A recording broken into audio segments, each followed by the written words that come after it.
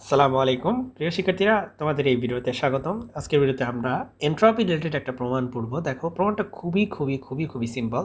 M ভর এবং C ধ্রুব আপেক্ষিক তাপ বিশিষ্ট কোনো বস্তুকে T1 থেকে T2 তাপমাত্রায় উত্তপ্ত করা হলে দেখাও যে এন্ট্রপির পরিবর্তন হচ্ছে এরকম আসবে। তো ডিয়ার স্টুডেন্টস, আমরা এন্ট্রপির পরিবর্তনের সূত্র জানি যে সেটা হচ্ছে ডিএস ইকুয়াল টু হচ্ছে ডিকিউ বাই টি, তাই তো?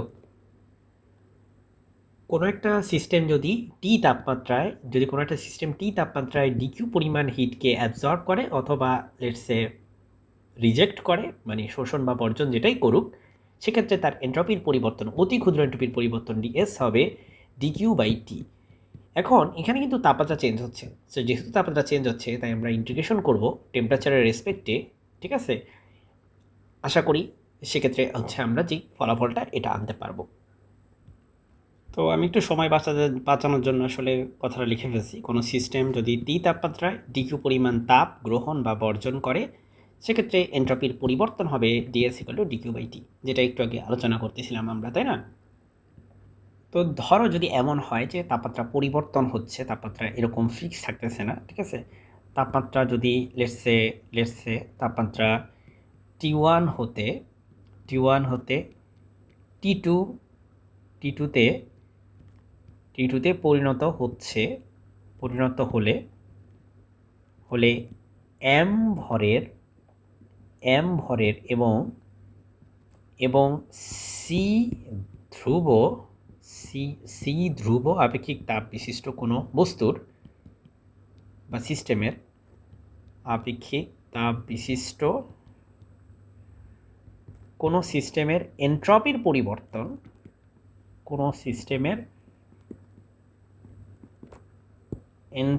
পরিবর্তন দেখো, তোমার তাপমাত্রা যেহেতু চেঞ্জ হচ্ছে, সো এন্ট্রপির যেই পরিবর্তনটা, সেখানে তাপমাত্রা চেঞ্জটাকে অ্যাকাউন্ট করতে হবে। অর্থাৎ আমরা হচ্ছে ইন্টিগ্রেশন করলেই এটা বের হবে।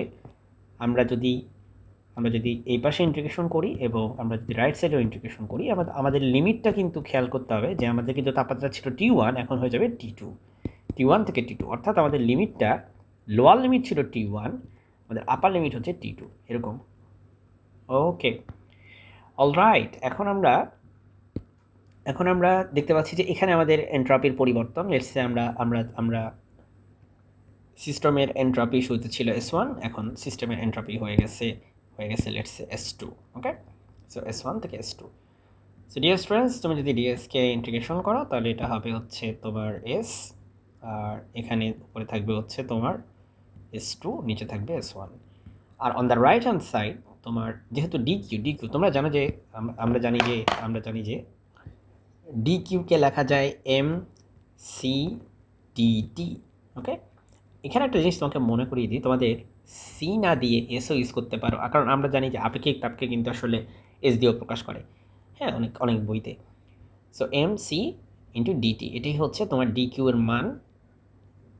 আর যদি তাপমাত্রার পরিবর্তন তুমি বের করতে চাও, যদি তাপের পরিবর্তন তুমি এখানে মেজার করতে চাও তাপমাত্রার রেসপেক্টে, কারণ তাপমাত্রা চেঞ্জ হচ্ছে, তাহলে সূত্র কিন্তু হচ্ছে এটা কিন্তু আসছে Q is equal to MC/ΔT, ওখান থেকে আর কি।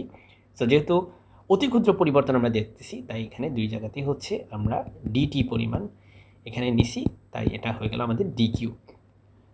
ওকে, সো এখানে আমরা ইন্টিগ্রেশনের যে সীমাটা সেটাকে লিখব, এবং এম আর সি এই দুইটা কিন্তু আমাদের ধ্রুব, এখানে fixed. So M R C যেহেতু ফিক্সড, এই দুটিকে আমরা ইন্টিগ্রেশনের বাইরে রাখতে পারি। আর আমরা জানি যে এই ডিটিকে টি দিয়ে ইন্টিগ্রেশন করলে এটা হয়ে যায় হচ্ছে এলএন অফ টি হবে এটা। ওকে, এলএন অফ টি। আর আমাদের লিমিটটা আমরা জানি, লিমিটটা হচ্ছে তোমার T1 থেকে T2। সো তুমি এখন লিমিট বসাবা, আর এপাশে খেয়াল করো, এপাশে তুমি S2 আগে বসাবা, S1 পরে বসাবা, আপার লিমিট আগে বসাইতে হয়, লোয়ার লিমিট পরে বসাইতে হয়, এগুলো আমরা জানি ভালোভাবেই। সো আমাদের আপার লিমিট হচ্ছে S2, লোয়ার লিমিট হচ্ছে S1। এই জিনিসটাকে আমরা আসলে ডেল এস দিয়ে প্রকাশ করতে পারি, চাইলে ডেল এস দিয়ে প্রকাশ করতে পারো, কিন্তু যেহেতু তোমাকে প্রশ্নের মধ্যে যেভাবে লিখছে সেভাবেই তুমি লিখবা।